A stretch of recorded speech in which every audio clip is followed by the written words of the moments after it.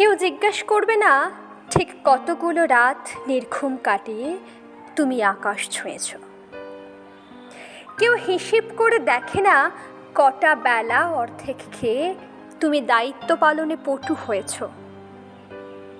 এমনকি কাছের মানুষগুলো তোমার দেরি করে ঘরে ফেরাই অভ্যস্ত হয়ে অপেক্ষা থামিয়ে দেয়।